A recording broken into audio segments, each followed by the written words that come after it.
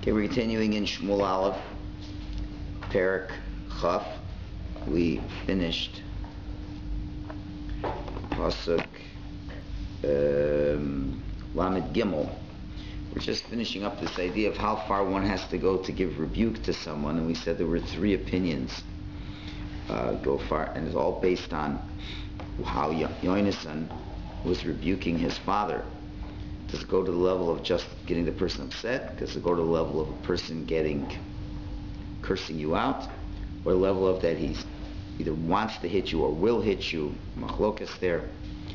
So just finishing up a piece from the Musar Hanavim.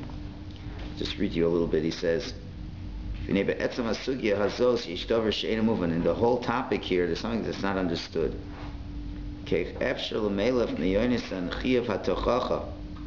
How can you learn from Yonasan at all any obligation for rebuke? Because there's a whole different mitzvah involved. We're talking about rebuke someone's not behaving properly, you want to correct them. But very hasam hayab is the inshal atzalas nefashos. It's an issue of saving someone's life. It's a whole different category now. David's life was questionable if it was in danger. So safek atzalas nefashos.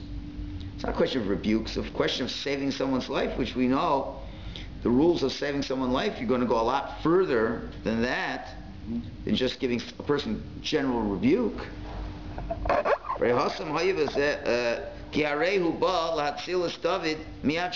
trying to save David from Shul. Asher never was that, which we have a separate Torah directive that says, Lo samad al dam re'echa, you don't sit idly by while your brother's blood is being shed. As we learn in the Gemara in Sanhedrin, it says, Minayin l'royes chavero tovea benar ochaya gorarasa olisti boinolov shuchayev latzilo.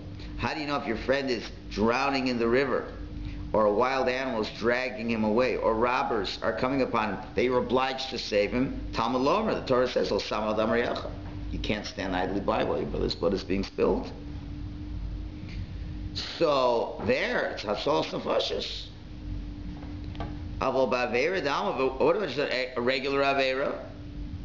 Shein ba mishum hatzalas nefashos, where there's no aspect of saving someone's life. Good old-fashioned rebuke. Minon sheish chiyuv gadol shel teichacha k'mo shenog b'zeh Yonasan. How do you know there's such a big obligation as we find by Yonasan over here? So in other words, well, how's the Gemara bring any proofs of general tochacha when here it's really a case of hatzalas nefashos? So listen to this. He says a great word. He says, "V'ev shalaymer disfir lahu de b'chol avera sharem oisa." Anytime anyone does any avera under any situation, which would require rebuke, ve'ein mochichin osal zeh, and you don't rebuke the fellow, yesh b'zeh mishum lo samad al dam re'echa. The Torah directive of don't stand idly by while your brother's blood is being shed applies. Why? Because at the end of the day, the guy who's sinning is going to have to answer to God. In order to save the soul of your friend from God's judgment, you should rebuke him. In other words, anytime a Jew does an avera, isn't the Jew's soul in danger? It's a kavachaymer. What do I mean to say? If your friend's life, physical life is in danger, what do you know in general about Judaism? What's the more important thing we're worried about? The person's physical life or the spiritual life? In halacha. The spiritual life is more important than the physical life. The biggest proof being that if somebody kills another person, it's bad, but it's worse if he takes him away from his Yiddishkeit. If he takes him away from his Yiddishkeit, it's worse. What's the halacha if a person kills somebody? What's the death penalty? What if you murder somebody? What's the death penalty? It's 4 capital punishments. So the punishment is you give him the sword, decapitate him.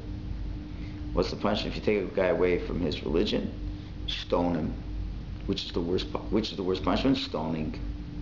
Why? Because it's worse to kill someone's neshama than it is to kill somebody's body. They're both bad. We're not minimizing either one of them, but they're both bad. If you believe that there's a world to come, and now you've taken the guy away from his world to come. So that's, as you see, it has halachic basis. It's not just theoretical, Kabbalistic, we act in a court of law based on that. And therefore, if a Jew is drowning in the river, so there's an inyan of, you can't stand by while your brother's blood is going to be spilled. He's going to die. You can't just let another person die physically, but all the more so you can't let a Jew die spiritually. And if a person is doing an avera, which he's going to have to deal with in the next world, and it's going to be very bad for him. Every avera you don't correct in this world, you're going to have to deal with in the next world. And you see your friends doing a certain thing, he's not making brachas, wherever he sees it. He's going to pay for that dearly in the next world. And you have an obligation to save his neshama. So if anything, it's more than that. The inyan of toichacha, the inyan of giving rebuke, is of a higher necessity than saving another Jewish life. Now, I don't know what the answer would be. If be an interesting shaila. If you can only do one of two things: save a person who's drowning, or get a person out of a missionary house. Well, one is more immediate. Well, I don't know. But anyway, it'd be an interesting shaila. But clearly, so that's a beautiful shot. So you see that Yonasan, you see how far one has to go to save another person's life as well. Now you can't go to the point where your life's in danger, but when there's some risk, certainly you have to do something about that. Okay, anyway, I thought that was a very beautiful piece. So let's continue. Pasuk Lamed Daled. All right, let's see how we conclude this chapter. Vayakam Yahainasan mein hashulchan b'chari up. Yonasan leaves the table with an anger. He's very angry. I said that pasuk already. We'll just say it again. He didn't eat on that second day bread because he was saddened over his David, more so than he was saddened over the fact his father embarrassed him. Lamed Hey. Vahiva, it was in the morning. Vayetze Yonasan hasada lemoed David. And Yonasan went out onto the field at the designated time when he would meet David. V'nar katanimo, and a young lad was with him. Vayomer lenar lamed vav, and he says to the young lad, Roots, run. Misana sachitzim asher anochim aret. Go find the arrows which I will be shooting. Hanar Rutz, the young lad runs out into the field. V'hu yora hachetz laviro, and Yonasan shoots the arrow in a way that it should go beyond the young fellow. It should go beyond it.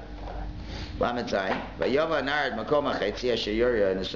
young lad goes to the place where the arrow was shot by Yonasan. And Yonasan calls out after the young lad, the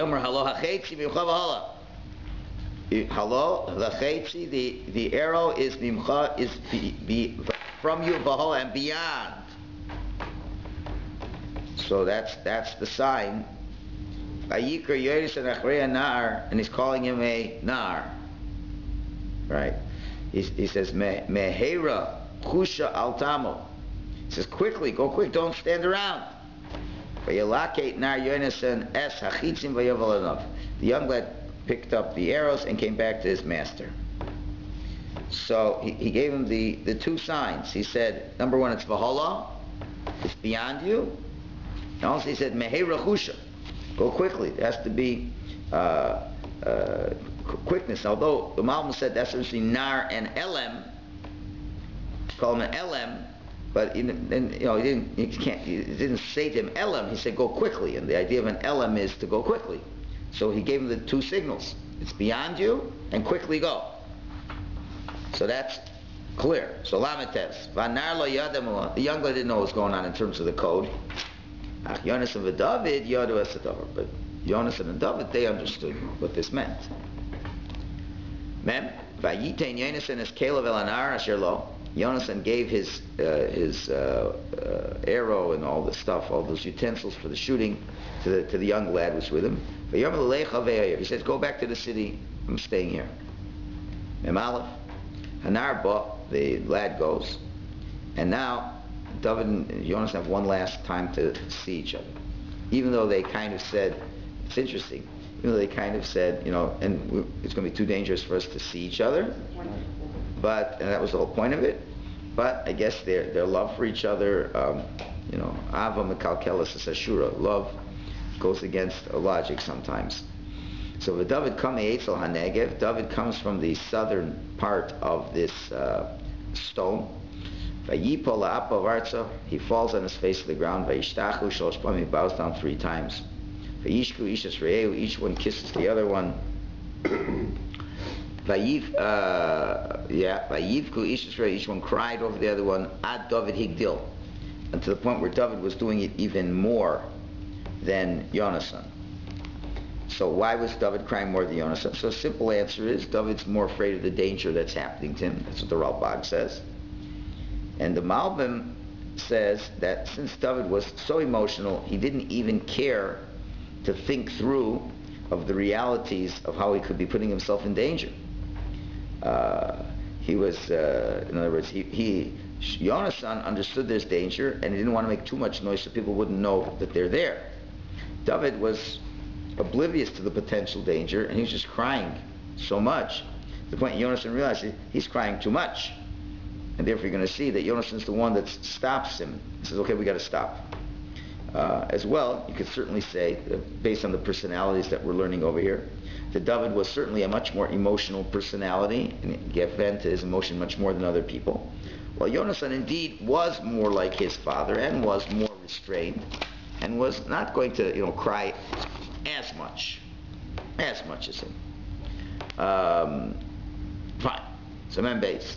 Yonasan speaks to David. He says, Lech l'shalom, go in peace. Asher nishbanu shneinu anachnu b'shem Hashem lemor Hashem yevedi v'necha v'inzari v'zarachalom. As we've already made an oath in the name of Hashem, saying, Hashem should be with us, between me and between you, between my children and your children, forever. So a tearful leaving. It's now clear to Yonasan, as well as it is to David, that Shaul is out to kill David, and David's now going to have to go on the run, and there's no point on staying back with the Jewish people. So David now, as we'll see, is going to have to be forced to leave the Jewish people. But there's going to be a stop along the way, and that brings us to Perek Chaf Aleph. Pasuk Chaf Aleph. Now, he's been in hiding for at least 2 days, close to 3 days. Okay, it's been Rosh Chodesh, and he hasn't eaten. Now it's interesting, it doesn't seem to mention that David made provisions for himself during these last couple days.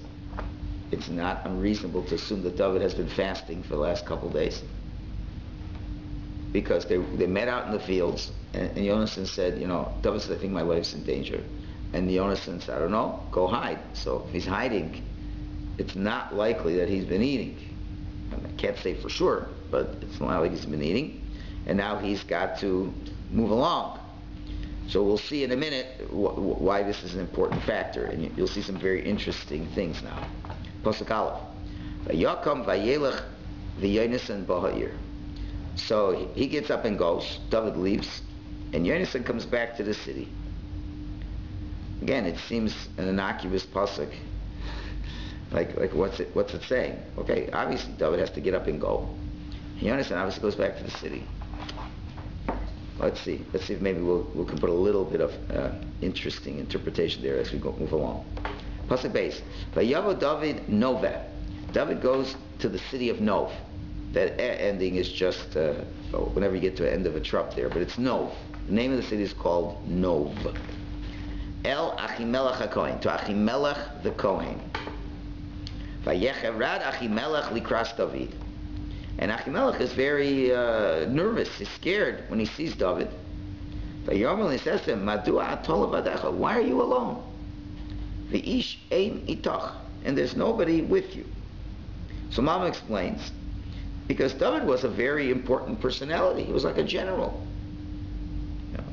And he says, if you're going out for some reason, if you're going out for some kind of war, So where's your army? Number one. Number two, if you're going on a mission from the king's giving you a specific job, then you should have a little entourage. There's no such thing as David HaMelech going by himself. Anybody who's that high up in the cabinet, whenever they go anywhere, they're never going by themselves. At least some Secret Service, somebody. What are you doing on your own? It was quite surprising. So that's how Achimelech is reacting to this. So what's David going to say? Well, he could say, well, you should know Shaul's off his rocker. He wants to kill me. I don't know what I've done. Blah, blah, blah, blah, blah. Interesting that David doesn't say that. Why? Because that would be Lashon Hara, wouldn't it? If you're saying the king is going to kill you. So, Pasuk Gimel, David comes up with another response. Maybe he's afraid that he won't have safe harbor for his own. Well, it's possible, but Achimelech is a Kohen. He's a big tzaddik, and Achimelech always has the resources of asking the Urim V'Tumim of what's going on. Achimelech has any doubt, he can. Achimelech says, "I don't believe it." He says, "Go ask the Urim V'Tumim. He'll tell you." But why? I guess David figures, why do I have to say Lashon Hara if I don't need to? Is there any way to get out of speaking Lashon? No need to say it. You'll see there's a lot of contrast as the story develops. Vayomer David l'Achimelech HaKohen. So David responds to Achimelech, the Kohen. He says, HaMelech tzivani davar. The king has commanded me and sent me on a mission. Vayomer Elai, and he said to me, Ish al yeda mu'uma es hadavar asher anochi sholechacha v'asher tzvisicha. He says, and no one shall know anything of this thing that I am sending you, which I command you. And the other people that I have with me, I usually go with a little bit of an entourage. I've given them a designated place for them to meet me, at a rendezvous spot. So I've got a secret mission. The Malbim explains over here. He says that the king has commanded me that nobody should know what's going on, and even where you're going. I shouldn't tell anybody what I'm doing. Nobody should know where I'm going. And on that last part of Vasher Sivi Sicha, 1 second, which I'm commanding you, and therefore I couldn't take a young lad with me. He would know the place we were going, and I couldn't even leave young lads in a specific place because then they'll know exactly what the place is. So therefore I just prepared them that they should be in a certain place that's hiding, but they don't even know where they're to meet me yet even. It's such a secret mission. So that's one interpretation. Let's see what the Ralbag has to add over here. Or is it over here?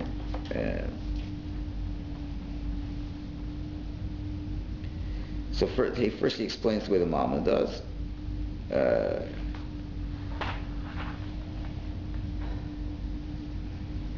And so now the Ralbag asks, so what are you doing in Nov?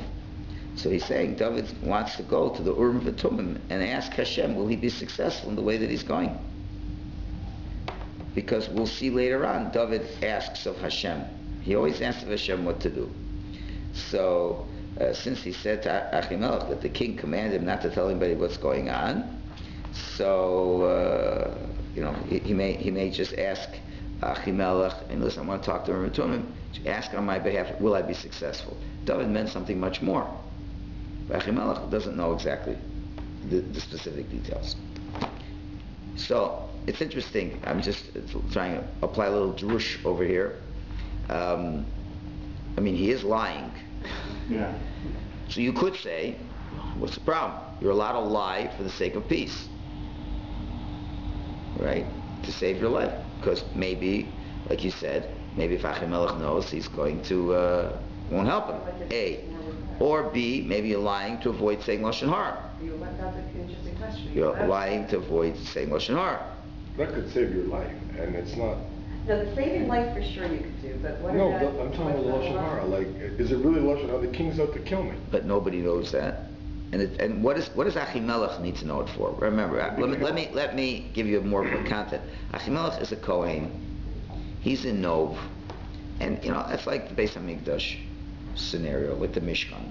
The Mishkan's there, and they're doing the avoda. They're doing the avoda. Now, one thing is for sure. Achimelech, I mean, it's questionable how well known it is that Shul feels that David is a threat to him, and he's public enemy number one. It would appear that only Shul, at this point, it wouldn't be politically wise to tell the whole world that he's a bad guy when the whole world thinks he's a good guy. So he only told his daughter, Yonasan, his closest soldiers. He hasn't spread the word out. So David is feeling, well, why do I gotta tell him that Shaul wants to kill me? Like, what's the benefit over it? You'll see what he wants. He doesn't want anything. I guess I'm just questioning, is it Lashon Hara?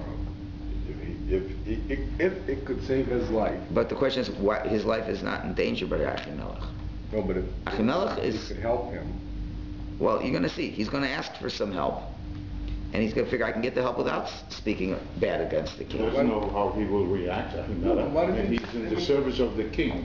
So how? There's no need to. You're going to see. All he needs is some food and a sword. Yeah. Couldn't he ask them? That's all he needs. Or with Truman, he could ask him. No, but why does Achimelech need to know this about King Shaul?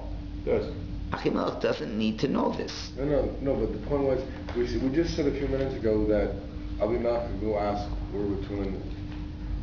So he could say, you know what, you're the client, go ask him.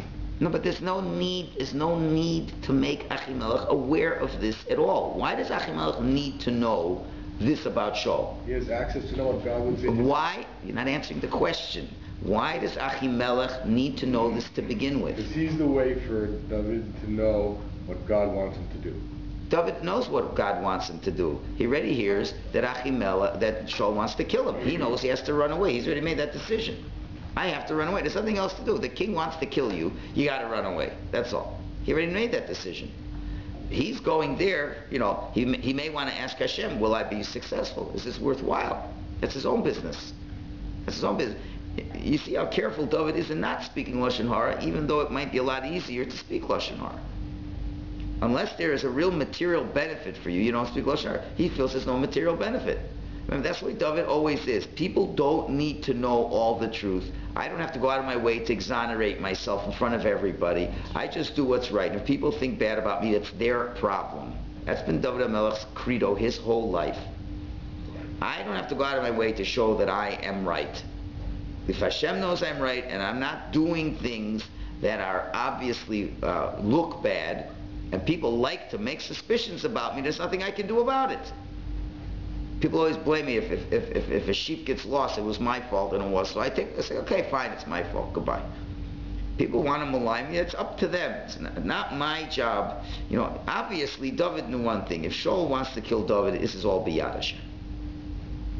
It's all biyad Hashem. So you have to do what you have to do to take care of yourself. You don't have to go beyond. And there's no need for Achimelech to know. It's not like Achimelech is one of the close generals to the king, that the king is going to ask him for advice. Obviously not. And obviously, as you'll see in a moment, Achimelech does not know about King Shaul's anger to him, so obviously he's not a confidant of Shaul. And I once many years ago did a whole research paper on this about Nov, and it appears that we already know in Shmuel Aleph from the beginning, Shmuel Aleph from the beginning, that that most people were not Oile Regel, did not go to the Mishkan. Right? It was Shmuel's father who tried to popularize that. By now I'm sure Shmuel's father is no longer alive, and probably not. And Nov was pretty not such a popular spot.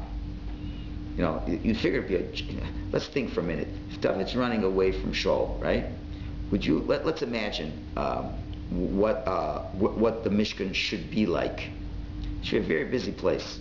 You go to Yerushalayim, there's not even any service over there. Now, you go to the Kosel, it's a pretty busy place. Okay, if you're running away from the king, is that a good place to run to the Kosel? No. Because I have to ask the rabbi at the Kosel for some bread. You don't go there. No. Now, you'd figure Nov is the Ira Kohanim. It's where the Mishkan is. The place would be teeming with people, right? And more than that, it was Rosh Chodesh. It was Rosh Chodesh. It's a busy, big day. You see from here, people did not make big use of going to the Mishkan. That itself is a problem. That's a side issue. But David HaMelech understood this is the place to go. So obviously, a lot of news ain't going to travel there either. If there's any buzz about Shul and David, it ain't reaching Achimelech and the people over here because, just not a lot of business, unfortunately. They're the last people that Shul would want to talk to. That's right. They're the people that represent what's right and wrong. That's right. So David figures he's not going to go. So what I got to tell him? There's no point in saying the Lashon Hara. So this is different. Was the Mishkan at Shiloh before? But Shiloh, remember that then the police destroyed it. Right.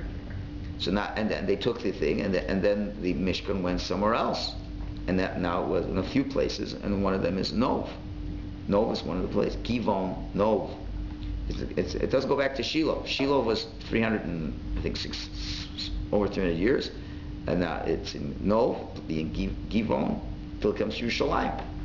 So it doesn't appear to be a popular place. What he was so concerned about? Go ahead. Well, he knew he didn't need. Very good. We're gonna come to it. There's a piece here. People might sue. There's a plea.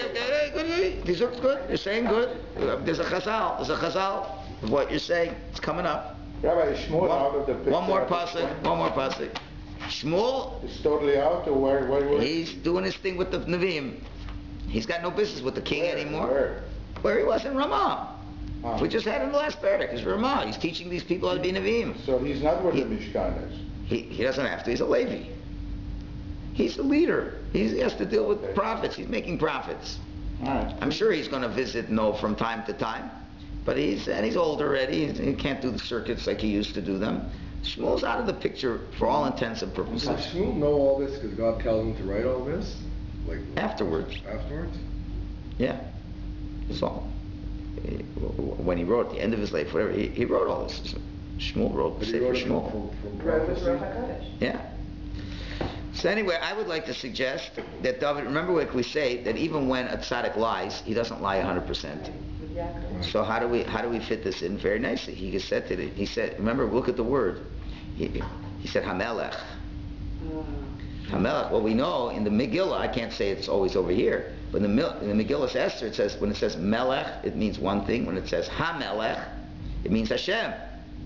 Oh, so David's saying the real truth. Hamelech, the king of all kings, has commanded me.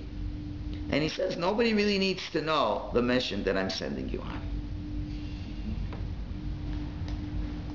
Right? You can tell I'm getting too Hasidic in my old age. Right? So that's not a lie. Who's the real king? The real king is and it's a secret mission.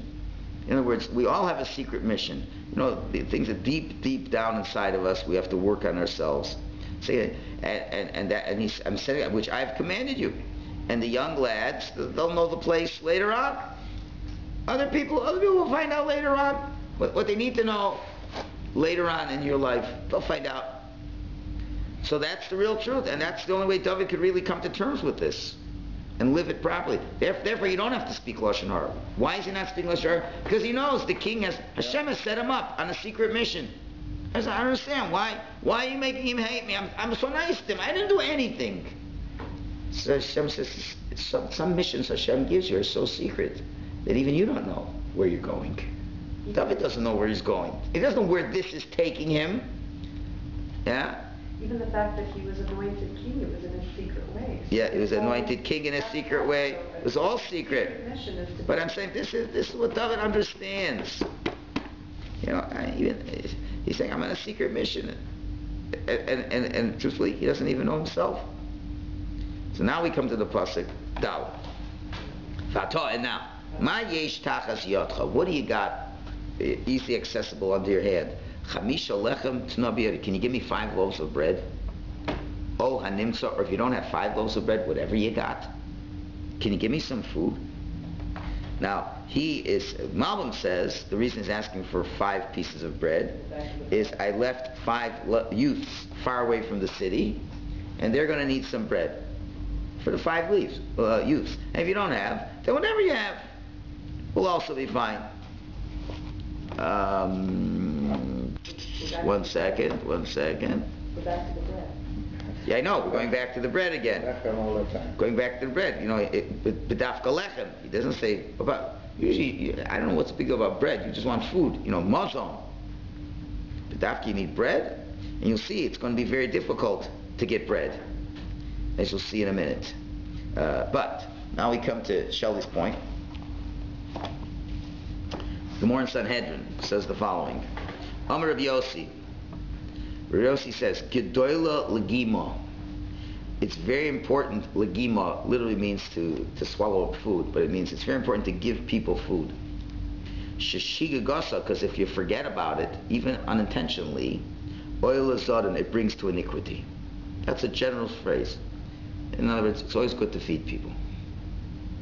Why? The Amar of Yudam Rav says, Ilmole Hilvo Yonasan L'David Shteki Karas Lechem. Had Yonasan lent or given David 2 loaves of bread when they parted. Listen to this. Lanarga Nov Ira Kohanim. The city of Nov would not have been destroyed. Velo Nitrad Doeg Hadomi. And Doeg Hadomi would not have sinned to the point that he destroyed his own life. Velo Narg Shol Ushloshas Bonav. And Shol would not be killed, and his 3 sons would not be killed. So all came from not giving him a loaf of bread. As we will see, you don't know what's coming up in the story. What's going to come up in the story is that Doeg Hadomi was there in Nov. He oversaw everything, and he informed to Shaul that Achimelech was supporting David. And then you'll find out Shaul destroys the whole city of Nov because of this. Okay, so therefore it all fits in. The city of Nov. So now, if David had the food, he wouldn't have gone to Nov. He was going to Nov. He was starving. He figures the only place I can go safely, because he's not sure where the word has spread about Shaul's anger to him. Could be it spread around. So where's the last place anyone's going to hear Lashon Hara? It is the city of Kohanim. It was the city of Kohanim. It was Nov Ira Kohanim. About 86 Kohanim, whatever, in their families. Kohanim don't talk Lashon Hara. How do you know they don't talk Lashon Hara? No, how do you know Kohanim don't talk Lashon Hara? From an halakha. If a person has tsaras, who's the person who's supposed to get him out of it? Kohen. The Kohen. Why a Kohen? Because only a person who's not into Lashon Hara can help a person get out of Lashon Hara. Right? If there was a Mitzorah, right? Let's say in this time, a guy's a Mitzorah, he'd have to go to Nov. Right? So a city of Kohanim will ask people to talk about Lashon Hara.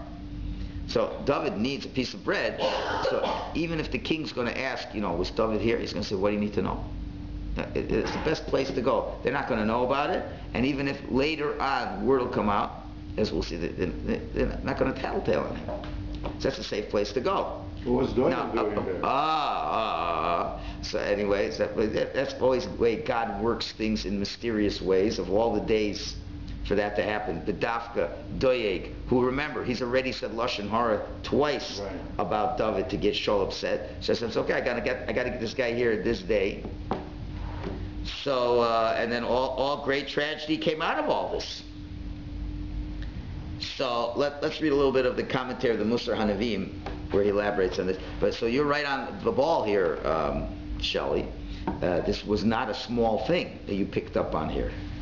Now, again, you could say it was a tremendously you have to remember, Yonasan is going under severe emotional strain here. This is his best friend, right? Like the Navi says, a love that doesn't depend on anything is the love of David and Yonasan. Your best friend's life is in danger. Now you can see a lot of things over here. How did we say Yonasan reacted to his father's reaction? He didn't eat himself, and he was very depressed. Netzav. He was depressed. And where did it say anger? He left the yeah, and then he was angry. That's a bad combination. Hungry, angry, and depressed. That is a remedy for what? Avera. right? What do the Hasidic Rebbe say? The worst thing that you could be is depressed. Not because it's an aver per se, but where it's going to lead you to do. Okay? Gemara says a person gets angry if like by Moshe Rabbeinu, when Moshe Rabbeinu got angry, he forgot halachas. So the person gets angry, it's so bad, if you're a Navi, you won't get prophecy. If you're a Talmid Chacham, you're going to forget a halacha. Hungry, frustrated alein isn't a good situation. Right? So he's hungry, angry, and depressed. How sharp will his mind be in terms of his Jewish mitzvah observance? We're not blaming him. We're not blaming him. We're just saying the guy's under incredible stress. He didn't eat bread. He's hungry. Right? He's hungry. He's angry at his father. He's depressed over what's going to happen to David. So when all those things happen, so, to think things through in the way they should be thought doesn't always happen. You're right. So Shelley, you're calmly relaxed. You're not hungry, right? You had supper last night. You're not overly depressed. You have nothing to be angry about right now, right? Or ever, right? So you're looking at the Pesukim with a clear eye. Okay, if God forbid you'd be in Yonas's shoes, all of a sudden it's not so simple to have all your wits with you. So this was a bit of a test for Yonasan on his part, and this is the idea that we said, and even to the point where David and him, come and speak to each other, even though they made up a sign. Look, what are you doing? That the whole point was not to risk David's life. But what can I do? He's my best friend. No one will see. It's okay, no one will see, but where was your mind? He didn't eat. But then again, Yonasan didn't eat either. In other words, he wasn't thinking about food. Yeah. He's so upset, he's not even thinking about food. Hungry he is. If he's not thinking for himself, you think he's going to think for David? So it's not like he's inconsiderate of David. Who could think about food at a time like this? Is my best friend. The answer is, no, you got to think about it. No matter how emotionally and you love someone and this and that, there's good old-fashioned pragmatics. And so there's something about the Jewish mother who, when you're going on a trip, a half-an-hour trip, somewhere with the kids, the mother, because your mom, we're going to a place, to the cottage, it's an hour away. Here, take some food. So load you up with food, right? It's not so bizarre. Like what if God forbid it's July. What if God forbid there's a snowstorm and you're snowed in, and you can't get to anywhere for 3 days? Say, Ma, it's only an hour trip. Here, like all the leftovers from Shabbos. It's not so off the wall. There's something to be said. The worst is, so you get rid of the food is extra, but you'll never come to starve. It's a very important thing. So, the Musar Nevuim has an interesting thing he brings out over here. Let's see if we can get this in. He says, now the question is, what's going on over here? Shaul's already lost the Melucha, right? Hasn't Shaul already lost the Melucha because what he did with Amalek? But he says like that. In other words, so Shaul is destined to die, to lose the kingdom. What are you saying? Because he didn't give the bread, Shaul dies. He said, but the fact Shaul dies in a very disgusting death. He's killed on the battlefield, and then he has to commit suicide to finish himself off. It's a very ignoble death. You don't have to be the king anymore, but you don't have to go in such a terrible way. That was Machma Shaharik Nov. Because he killed Nov, Hashem said, not only you're not going to be the king, but you're going to go in a very bad way. Oh, this is mamish a great piece. We'll talk about it more later. When Moshe Rabbeinu was up on the mountain, he saw the future, and he saw in the future that Shaul is going to be killed in the most terrible way, and his 3 children. And he said, Hashem, what's going on over here? Why are you giving such terrible punishments? Hashem said, go, Amor la Kohanim. Go ask the Kohanim. What do you mean? Go ask the Kohanim because he did something bad against the Kohanim. And because he did something bad against the Kohanim, that's why he dies in such a terrible way. What about Yonasan? He said, the Yonasan Shemesa, and the Yonasan dies. Why does he get killed? So because he didn't prepare the 2 breads for David. And this lack of preparation, that brought for the killing of Nov. That's what it means. And this unintentional thing, Nechshavas Lazadon, is compared to an intentional thing. And that's what the Gemara is saying, where it says, Gedola Legima Shishigagasa Oy Lazadon. Important it is to feed people, because even unintentional is considered intentional. Therefore, they all died together with Shol. Wow. Now, I don't know if Hashem would demand the same from me and you, but from Yonasan, who was a great tzaddik, this is what he would demand from him. So now David needs food. The question is, what kind of food is going to be there? And what will he get? So that will have to wait until we reconvene